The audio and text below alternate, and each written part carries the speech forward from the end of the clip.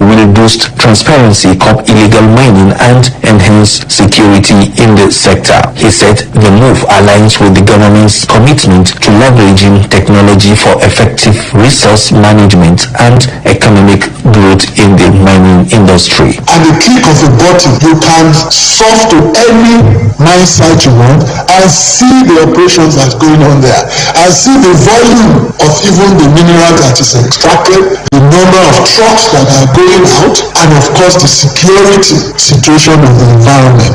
The Minister of Works, Dave Umahi, said the Federal Executive Council approved 4 major roads projects across the country totaling 733 billion naira. The project includes Odupani Itu Ekot Ekpene Road, Cross River Akwa Ibom at the cost of 55 billion naira, Ibadan Ilorin Road, Oyo Ogbomosho section 147 billion naira, Abuja Kaduna Zaria Kano Route section 2 507 billion naira, Abapa Flyover Inugu 24 billion naira. Similarly, the council approved a memo for the Ministry of Innovation, Science and Technology to supply starter packs for manufacturing leather goods and footwear with a special focus on women entrepreneurs. The Minister of Women Affairs, Iman Suleiman, expressed excitement over the initiative, highlighting the key role women play in the sector. She emphasized that this intervention will boost local production, encourage self-sufficiency, and contribute to the nation's GDP growth. It means that we're encouraging their participation, and that is one of our asks for a portion of that particular intervention to go to women, so that it can encourage them to be able to produce more and the capacity to be able to also increase the GDP of the economy. The Minister of Education, Tunji Alausa, disclosed that the Federal Executive Council approved provisional licenses for 11 private universities in the country. From the Presidential Villa, Bello Wakili, Radio Nigeria. The House of Representatives has expressed optimism that with the approval of the 2025 budget for the Southeast Development Commission, development of the area neglected for over 54 years will be accelerated. The Chairman House Committee on LCDC, Mr. Chris Mwanta, stated this while briefing journalists after the budget defense by the management of the Commission. Mr. Mwanta noted that the approved budget of 250 billion presented by the Commission, if well implemented, would go a long way in addressing some of the challenges of the region. He said the budget visits in the geographical zone, but also promote peaceful coexistence in the region. Those people who are creating problems, once they see that Southeast is being taken care of, you don't see them doing what they're doing. That will not continue, definitely. Because for us to develop the Southeast, there has to be peace. If there is no peace, if there is no security, there is nothing we can achieve. So we have started, and part of the items on the budget is also to attend to the youth, security, unemployment. Mr. Mwanta explained that the Commission is expected to build roads, bridges, railways, manpower development, and bring an end to the agitations and youthful unrest in the area. The Chairman, House Committee on Youth in Parliament, Mr. Ayodeji Alawakala, says the review of the nation's tax laws has become necessary to address contemporary challenges in fiscal policies. During the National Youth Dialogue on Tax Reform Bills at the National Assembly Complex, Abuja, Alawakala noted that young people, particularly those engaged in micro, small and medium enterprises, SMEs, are among the most affected by taxation policies. He noted that most low-income earners in Nigeria are youth struggling to start businesses, rent homes, or make financial progress. According to Alawakala, the proposed tax reforms aim to ease the burden Nigerian youth face by ensuring fairer policies that support entrepreneurship and economic independence.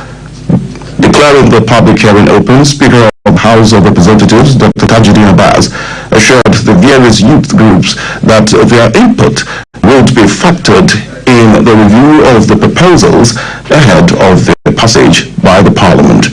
Represented by Mr. Leke Abejide, the Speaker lauded the bills as catalysts of economic growth and national progress. One of the group's alumni association of the Legislative Mentorship Initiative commended the federal government's proposals, noting that if implemented, the reforms would help in changing the nation's economic narrative.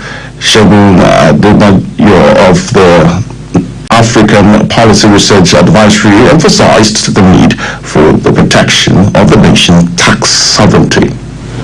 President Bola Tinubu on February 3rd, 2025, transmitted the tax reform bills to the National Assembly to ensure flexibility of tax administration in Nigeria. The bills have generated a lot of controversies in the press domain. Today, as the Senate has had a public hearing on the bills to address all the gray areas in the bills before considering them for passage. Our National Assembly correspondent, Sakios Babalola, takes a look at the merits of the issues surrounding the bills and the need for Nigerians to accept the bills in the interest of the nation.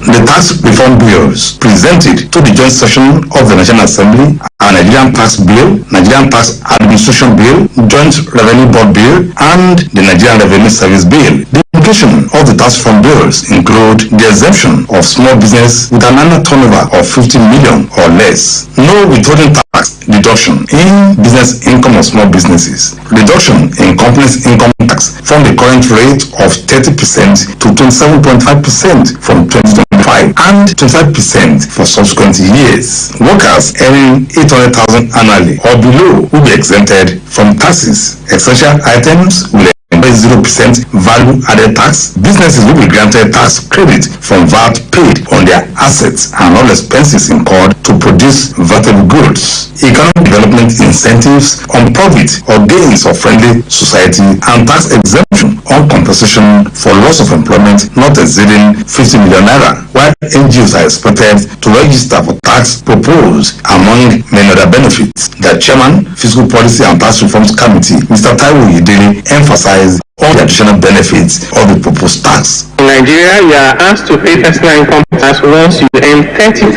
naira per month. That's 1,000 naira a day. In our analysis, we could not find any country in the world where they place so much burden on their poorest and most vulnerable population. That's not where our revenue will come from. The 50 trillion naira equivalent that South Africa collected from personal income tax alone, which by the way is more than twice all our revenues combined from taxes as well as from proceeds from oil. So we believe that the time is right for us to provide exemption for our poorest citizens. Addressing this man on the issue, the Senate leader Amuludun 99.1, who presented the executive bill to the Senate, said the president meant well for the country by proposing the bills. We are open to discussions, to negotiations, to interface. All these bills we believe are in the public interest, and we do everything possible to ensure that everybody that has concern is given a chance to contribute to the passage of these laws. For the Chairman Senate Committee on Finance, Senator Sani Musa, Niger East, the proposed tax reform bill will promote and increase the nation's economic plan. Mr. President directed the Minister of Justice and Attorney General of the Federation, the Chairman of Federal Inland Revenue Services, the Chairman of the Presidential Tax Reform Committee should engage with the National Assembly and all other stakeholders to make sure that all the gray areas are being addressed. The Senator representing Plateau Central, Dike Plang, was of the opinion that the proposed tax reform bills will help Nigerians.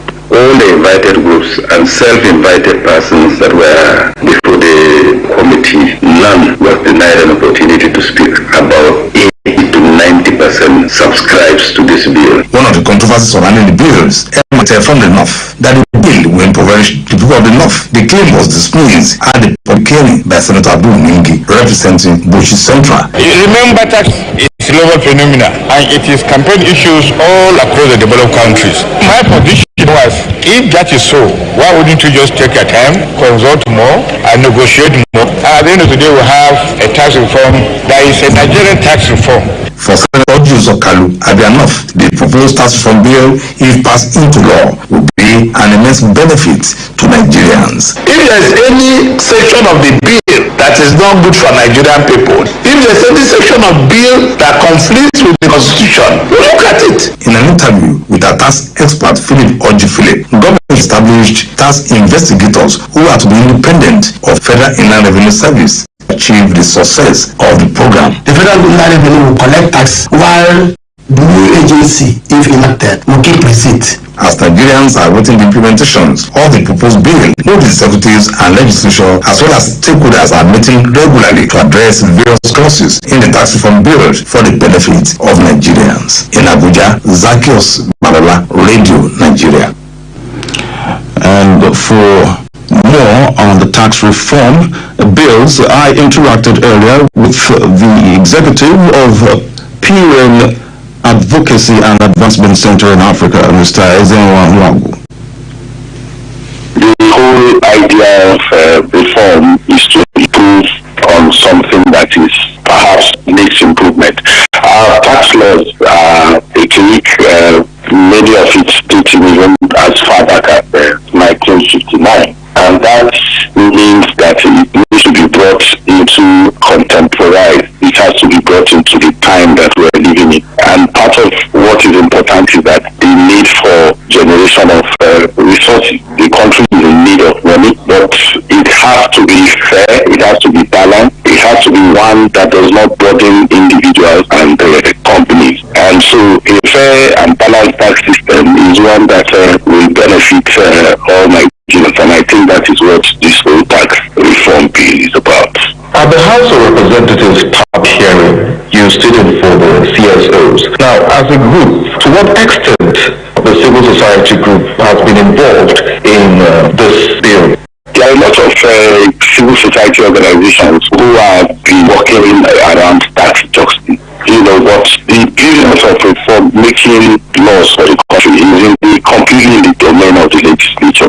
So we took advantage of the window of the public hearing to seek to share our perspectives on what we want to see in the new tax, in the revised tax bill. You know, the contentious issues before it resurfaced back in the National Assembly. There are quite a lot of contentious issues. So we weighed in on ensuring that the tax regime was the one that has national interest as its focus, one that is non-partisan, that is not standing to regional or national or such other issues. So those are the things that we took to National Assembly, and we were very clear that we wanted a tax regime that is fair, that is balanced, that does not put burden on individuals and companies, and I think that is also the thinking for the National Assembly. Alright, now you did mention contentious issues, one of which has to do with the VAT sharing formula. Now, what is your take on this? Well, clearly, the thinking will be to say that the complaints which may be getting has to do with the fact that the value-added tax would advantage states with more robust economic activity. And if you look at the argument that they have the resources, they have the God-given natural resources to be able to stand on their own. So rather than complain, rather than politicizing value-added tax, it is a call for all states to broaden their economic activities and really get resources and be able to contribute genuinely to the. So for us, it's just to ensure that you have a law that is completely non-partisan, that is friendly, and that helps to generate the much needed revenue that the country needs at this point in time, without being unnecessarily burdensome. Now, what do you think the federal government needed to do more to get the buy-in of the citizens on this? Everything has to do with transparency and improvement. Nigerians are not very difficult people. We want a better country. We want a better run country. We would want to be able to contribute to the running of our country. And the best way to do that is through taxation. But we want to be able to see that these taxes are not one in which that you remove the bottlenecks, you remove multiple taxations, you take away unnecessary charges that make life difficult for the ordinary Nigerian. And what once you are transparent about this, it will trigger participation by citizens. Once people pay taxes, they will make demand. They will ask for what their taxes are being used for. But when we continue in the way we are, in which resources are just shared and people don't see how they contribute to it, then that is a disincentive participation. Now, we got you covered via our network reach. What message do you have for Nigerians? We have to have confidence in our country. We have to come to a point where we see that we have to make contributions, especially in a fair and balanced taxation system, to ensure that the necessary revenues for infrastructure, for provisions are available for government to use to do so. But the other side of it is that once we're able to make contributions, our demand side will be stronger. We'll be able to hold government accountable, and we will demand for service delivery outcomes that respond to the kind of contributions that we have made. Thank you so much, Mr. Izenwa. I appreciate you, Jimmy, for the opportunity. Thank you so much. That was the executive of the Pan and Advancement Center in Africa, Mr. Izenwa, on tax reform bills. Farmers in Ondo State have attributed the reduction in prices of foodstuff to the bumper harvest recorded in the state. However, some residents said that prices of few food items have remained high. John Ebiofin tells us more. Since 2 years when President Bola Tinubu removed the fuel subsidy, prices of foodstuffs have been skyrocketing unabated. As the Ramadan celebration approaches, wealthy Nigerians have been engaging in social activities to cushion the effects of high prices of foodstuffs. To achieve this, Dangote Refinery has reduced prices of petroleum products for Nigerians to give them succor during this period. Speaking with Radio Nigeria, some residents of Akure said the reduction in price of foodstuff was because of bomber harvest recorded by some farmers. One of them, a trader, Mr. Ushena Ogo, said the prices of staple food items have gone down. Before, we are selling foreign rice, a Congo 4,000 naira, but now rice has already dropped. So now we are selling 3,500 per foreign rice. For Nigeria, we are selling 2,500, but before we are selling 3,200. On our part, the Iyaloja of Araromi Market Street, Akure, Chief Mrs. Rasidat Olamiko, confirmed that the prices have drastically reduced. Before, you sell them for 100,000, 80,000. Now, it's 40, 50, 55. Also speaking, a beef seller, Mr. Manshaw Abba, attributed this to people harvesting directly from their farms. All the people where they farm, they don't bring the farm outside. That is why they ship. The food where they use, you come down, but provision, they not come down. Another trader, Mrs. Florence Oyeride, said last year was supporting to the reduction in prices of the foodstuffs. That December, oil will go up, but after December, new oil come out, so the oil will come down. Now we are selling 15914. Before we are selling 2,000. Meanwhile, Mrs. Rachel Aruge urged the federal government to embark on price control mechanism to achieve stable food prices in the country. We need the price control. That is what I know the government can do for us to help the country. The respondents also called on wealthy Nigerians to make it a habit to help indigent Nigerians, and not only during festive seasons. In Akure, John Ebiofin, Radio Nigeria. World development projects in Niger State have been reintroduced to ensure growth process at the grassroots. To this end, a 9-member state World Development Project Steering Committee has been inaugurated by Governor Muhammad Marubagu. At the ceremony in Mina, the governor said the state will spend over 9.8 billion annually for the project. Correspondent Ali Muhammad was there. World Development Project was first introduced between 2007 and 2015 under Governor Mu'azu Babangida Aliyu's administration. The project, which was used to provide community healthcare centers and portable drinking water among others, was suspended during the 8 years of the immediate past administration in the state. Governor Muhammad Umar Bagu expressed optimism that the long-awaited reintroduction of the initiative, which directly enhanced grassroots youth development and bring people closer to the government. He said the state would release 822 million naira monthly, with each of the 274 wards in the state receiving 3 million naira for the execution of a project unanimously agreed by members of each ward. The governor, while describing the task ahead as enormous, urged the State Ward Development Project Committee to inaugurate local and ward committees for a smooth takeoff. We need needs assessments from different wards because we have other interwoven agencies who also have projects that are supposed to be domiciled in this ward. As such, we have to synchronize. This is the only way the dividend of democracy will get to the people. The chairman of the committee and commissioner for rural community development, Alhaji Falalu Bako Mohammed, said the committee would embark on citizens' engagement to achieve the objectives. We would like to assure you that we will work to the best of our ability. This is a litmus test, and inshallah we will come out with flying colors. Some of the members of the committee are the Commissioner for Local Government and Chieftaincy Affairs, Muazu Hamid Jantabu, Vice Chairman. The State Commissioner for Information and Strategy, Hajja bin Tamamma, would serve as a member, while Dr. Yakubu Mohammed Bello is the Secretary. In Mina, Ali Muhammad, Radio Nigeria. As Ramadan commences, residents of Ibadan, the Oyo State capital, may have to continue to witness instability in the prices of food commodities in the market. The development followed a number of factors which foodstuff traders said affects food production from the farm to the table. Rotimi Farmer King visited major foodstuff markets in Ibadan.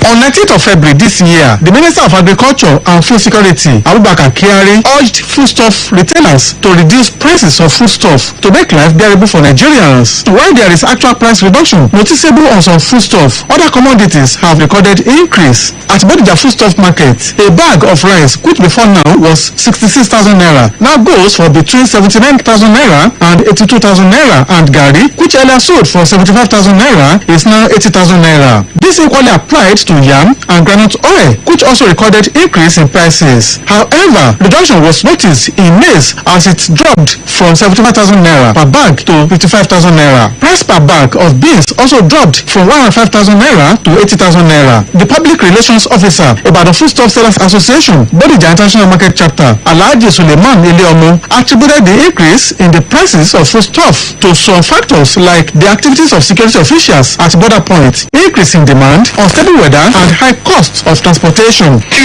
load trailer about 6-5 months ago by 760,000 naira from Kano to here, but now 1.2, 1.3. Radio Nigeria also visited Akinyele Vegetable Market, where reduction was only noticed in the price of tomato, as a big basket now goes for 30,000 naira as against the previous price of 35,000 naira. Other fresh varieties of pepper identified as Bawa and Tatashe recorded increase in prices. A big bag of onions, which was sold for 156,000 naira some months ago, had dropped to 40,000 naira. But findings by Radio Nigeria indicate that a bag of onions, however, is currently being sold for 70,000 naira. The situation was the same for pepper, which consistently experienced increase in price. A big bag of the vegetable is now sold for 140,000 naira, as confirmed by one of the traders. A big bag of onions now you are selling at 70,000. That's more than 60,000. Some residents also attested to the unstable prices of the commodities. Before, rice is around 2,006. Now it's already rise to 3,000 now. Beans white before is around 3,025. Now it's 2,000. We have that of 2,000 and we have that of 2,500. Rice, yam, gari, yam flour that we know as Enibo. In fact, they are going up. They appeal to government to urgently find lasting solution to the fuel crisis, which they said largely determine market forces and prices of food commodities. In Ibadan, Rotimi Farmer King, Radio Nigeria. You're listening to the news on the network service of Radio Nigeria. In the headlines, Federal Executive Council approves 2.5 billion naira for procurement of satellite equipment. Correspondent analyzes merits of tax reform bills.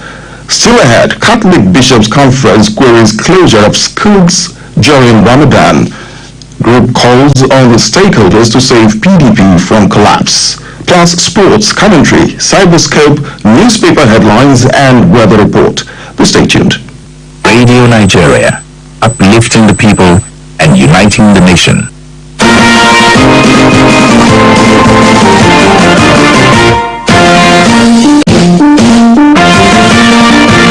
The parade has been dismissed, but sweat and blood have been shed. Browbeaten by the sun, facing dangers on the land, sea and air. Some died, some lost limbs to enemy foes. How can we take care of those alive and families of those gone? The Pensioner comes up every Wednesday on Radio Nigeria Network at 7 p.m. The Pensioner, powered by the Military Pensions Board.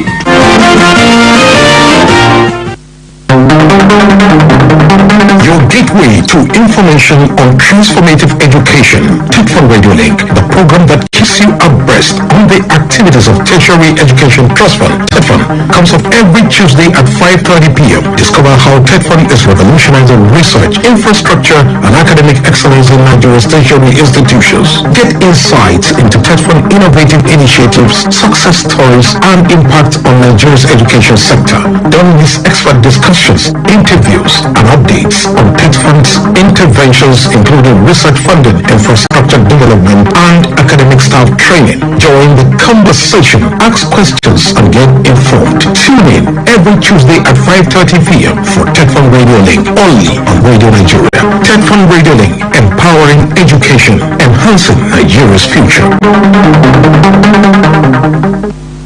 Radio Nigeria, uplifting the people and uniting the nation. Nice to know you're there on the news at 7. The Catholic Bishops' Conference of Nigeria, CBCN, has joined the Christian Association of Nigeria to query the directive by some governors in northern Nigeria to shut schools during the Ramadan period. In a statement signed by the President and Secretary of the CBCN, Archbishop Oweri Lucius Ugoji, and Bishop of Uroni, Most Reverend Donatus Ogu, the directive, which affects not only Muslim students but also Christian students and Christian-owned schools, raises serious questions about the secular nature of Nigeria and the rights of all citizens. Citing Section 10 of the Nigerian Constitution, which states that the government of the Federation of a state shall not adopt any religion as state religion. The statement explains that the provision does not only underscore the secular nature of the country, but also guarantees the freedom of all citizens to practice their faith without hindrance. The Catholic bishops also explained that the closure of schools for an extended period undermines the Universal Declaration of Human Rights, Article 26, and the International Covenant on Economic, Social and Cultural Rights, Article 13, and jeopardizes the education and future of millions of Nigerian children. The statement also raises concerns about the impact of the decision on the already alarming rate of out-of-school children in northern Nigeria, which it says will only worsen this crisis and undermine efforts to improve education outcomes in the region. The Catholic Bishops' Conference of Nigeria further urges the governors of the affected states to reconsider the decision and explore alternative arrangements that respect the rights and freedoms of all citizens, as it also called on the federal government to intervene and ensure that the rights of all Nigerians, regardless of their faith or background, are protected. The network of civil society organizations, CSOs, has appealed to Nigerians, particularly the political elites, to ensure an amicable resolution of the controversy between the President of the Senate, Godswill Akpabio, and Senator Natasha Akpoti. Briefing journalists in Abuja, the National Coordinator, Comrade Victor Kalu, while passing a vote of confidence on Senator Akpabio's leadership, appealed to well-meaning Nigerians to ensure the withdrawal of all litigations in the feud. Comrade Kalu said the 10th National Assembly had been the most productive in the history of Nigeria's democracy, stressing the need to save it from distraction for the good of the country. Such working harmony is indeed crucial to the smooth implementation of government policies and programs. It is also pertinent to note that the 10th Senate Assembly under the able leadership of Senator Godswill Akpabio has passed numerous people-friendly legislations in the past 2 years. It is therefore necessary for all Nigerians across the divide to extend their hands of fellowship to the Senate so that Nigeria can fully reap the dividends of democracy under the renewed hope agenda of President Bola Tinubu.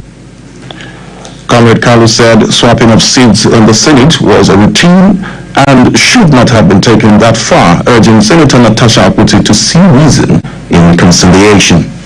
Political activism must be measured on the larger interest of the society in which we operate, and the Senate President has always allowed free expression of views as demanded of his office in the best interest of members and their constituents. As a budding politician, distinguished Senator Natasha Akpoti should know when to stop. He who fights and run away, it is said, live to fight another day. Comrade Kalu said Nigerians were facing difficult times and that what was needed was political stability that would consolidate Nigeria's democracy and engender national peace. The Conference of Professionals in the People's Democratic Party, PDP, has called on stakeholders to urgently stand up for the party and rescue it from imminent collapse. In a statement, the pro-tem national coordinator of the group, Mr. Obinna Nwachukwu, explained that the position was reached after an extensive review of the current state of affairs in the party. According to Mr. Nwachukwu, as professionals and patriotic members of the PDP, they could no longer continue to fold their hands while some fifth columnists within the party presently engage in actions and utterances that are capable of destroying it. The group emphasized that the PDP was dangerously being weakened from carrying out its role as a viable opposition, a situation which could lead to the country having a one-party state. Mr. Nwachukwu listed some urgent steps that leaders of the party must take to include resignation of all PDP members who had taken up appointments with the All Progressives Congress administration, the convocation of a National Executive Committee meeting, and for members to set aside personal, group or sectional interest and put the party's constitutional well-being above every other consideration. The Commandant of Nigeria Security and Civil Defense Corps Rivers State Command, Joachim Okafor, says the command is confronting illegal bunkering, pipeline vandalism and stealing of critical national assets in the state. Mr. Joachim, who made this known during a free medical outreach organized by the command in Port Harcourt River State, explained that the outreach was put up to attend to the health needs of staff, community and suspects in commemoration of International Civil Defense Day 2025. Correspondent Gabriel Okechukwu has the details.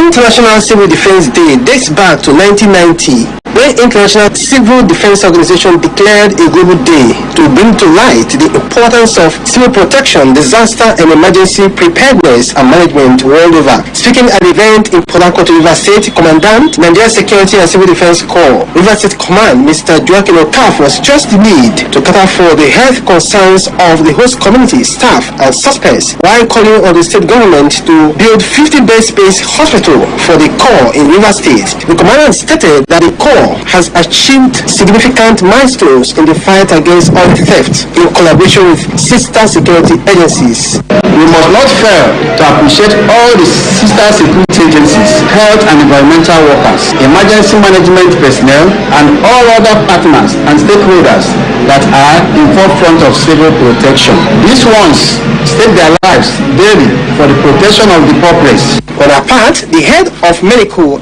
and health NLCDC River State Command, Dr. Iyekolo Benisola, gave assurance that enough provision has been made with qualified medical personnel to attend to the health issues affecting the people. They have doctors who are doing consultation. We also have free drugs, malaria drugs, liquid drugs, and some others. So we are hoping that as many as possible people are going to come and benefit from this.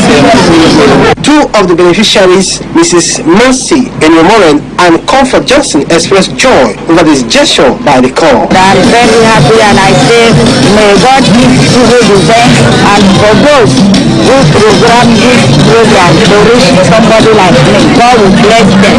We have so much security. We've got medicals. We've done so many things for us. The beneficiaries requested that such outings be made regular. The theme of the celebration this year is civil defense, garant of security for the population. In Port Harcourt, Gabriel Okechukwu, Radio Nigeria. Now to sports.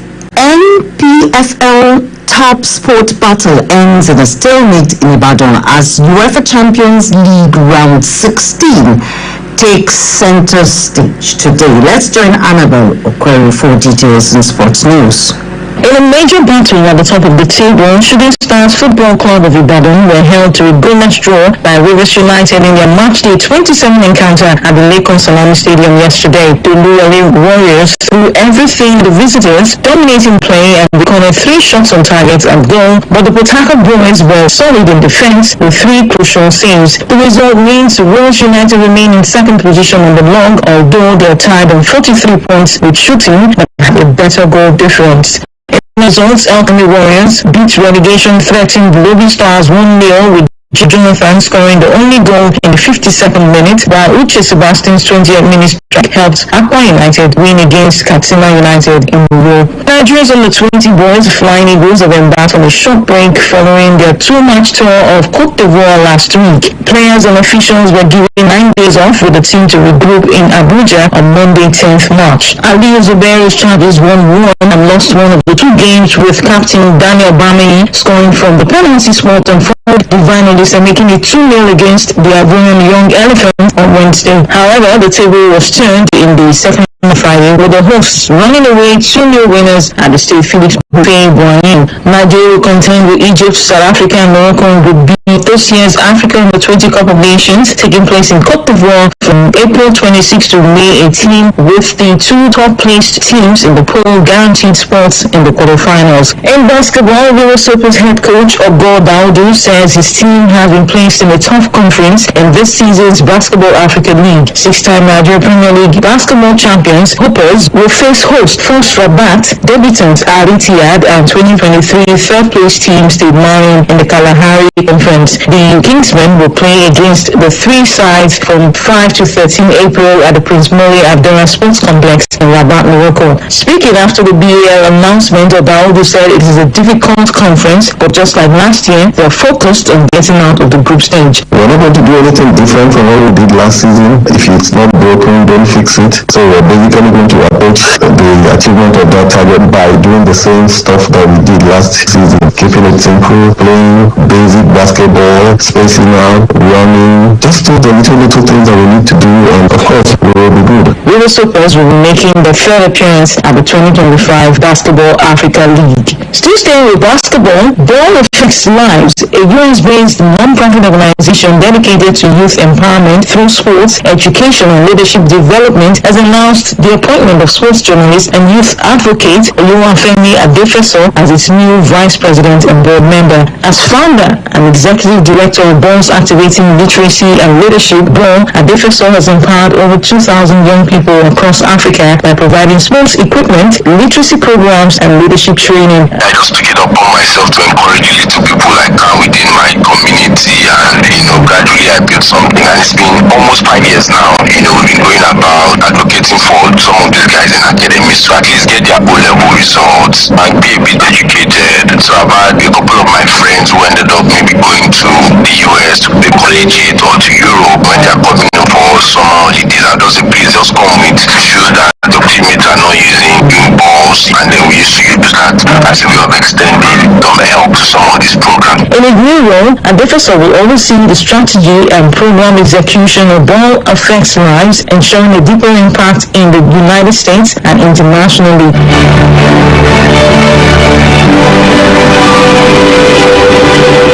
And the UEFA Champions League is once again the stage of a Madrid derby as Real Madrid meet Atletico de Madrid Italy for the 6th time in the last 12 seasons of European competition. Madrid have triumphed in 4 of the team's last 5 European meetings, edging out Atleti in the Champions League final of 2014 and 2016, but lost the last in the 2018 UEFA Super Cup. The holders eliminated Manchester City in the season's knockout phase playoff, while Atletico qualified direct for this stage after finishing 5th in the league phase. Kickoff time for the match is 9 p.m. Meanwhile, PSV Eindhoven will attempt to win a UEFA Champions League round of 16 tie for the first time in 18 seasons as they renew acquaintances with Arsenal in the first leg also at 9 p.m. In other fixtures today, Borussia Dortmund will host Lille at 9 p.m. while an early kickoff will come up between Club Brugge and Aston Villa at 6:45 p.m. And that's our sports package this morning. My name is Annabelle Okoye.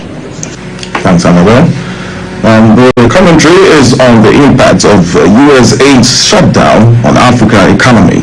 It is written by Sewisi Shaka of Joseph Sao Antaka University, Benue State. The world woke up to a seismic shift in global humanitarian aid. A decision so abrupt and so devastating that its consequences are already rippling across the African continent. The United States Agency for International Development, USAID, a lifeline that has for decades provided critical health care, education and economic support, has been dismantled by the American government. For over 60 years, USAID has been a beacon of hope in Africa. Its programs have been the difference between life and death for millions, tackling deadly diseases such as HIV/AIDS, malaria and tuberculosis, and other human relief activities. The sudden and sweeping halt of these programs is already inflicting severe consequences. In Nigeria, many health-assisted programs have been abruptly halted due to funding freeze. Thousands of HIV-positive patients who relied on these interventions now face an uncertain future.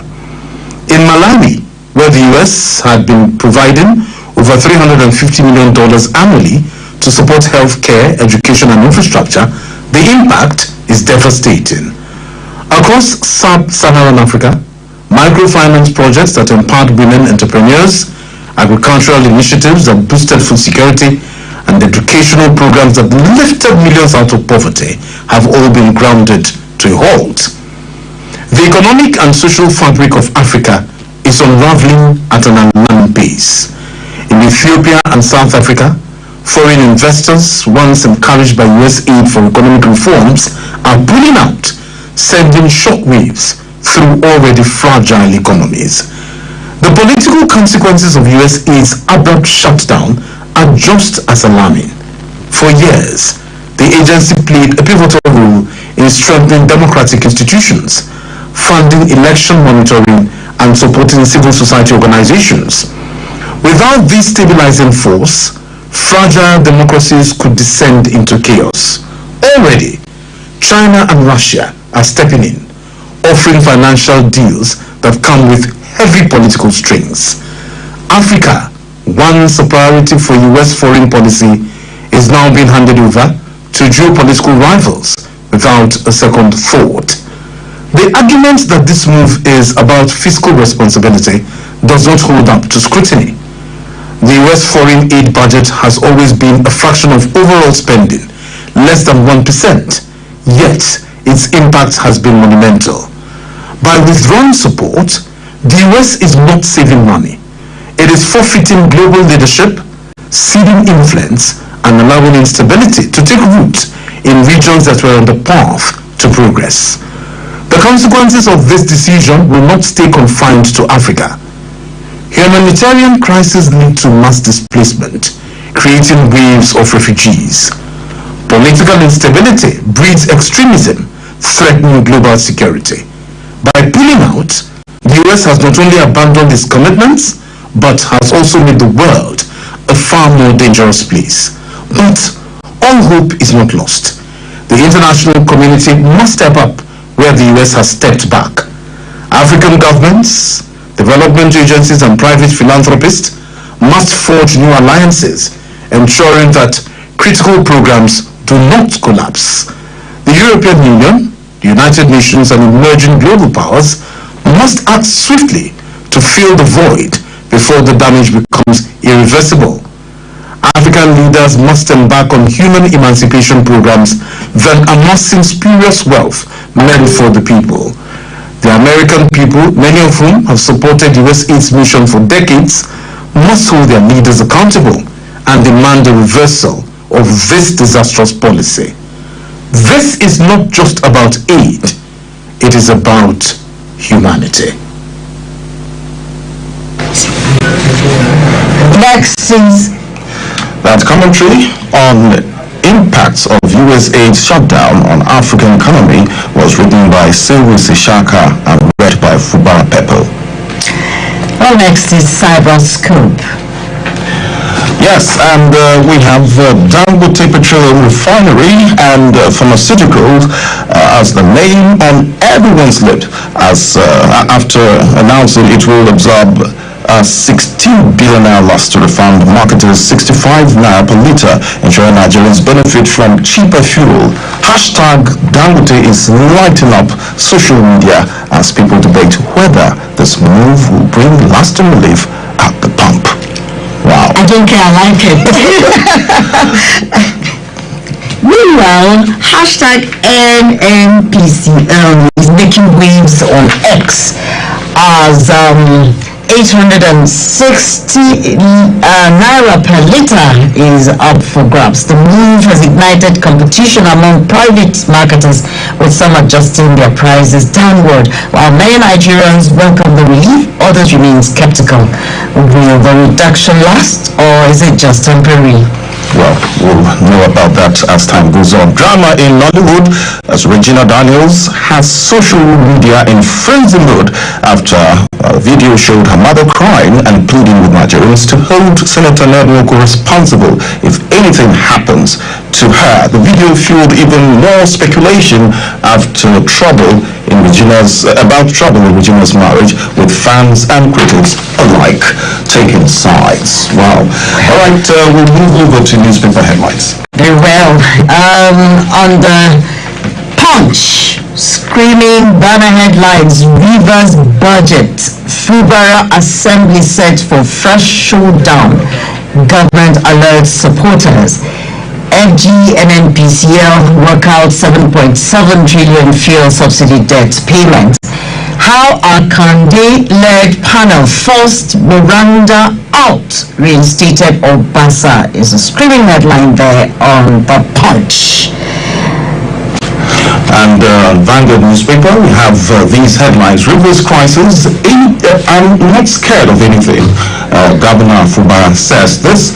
Ramadan Catholic bishops ask FG to hold school closures.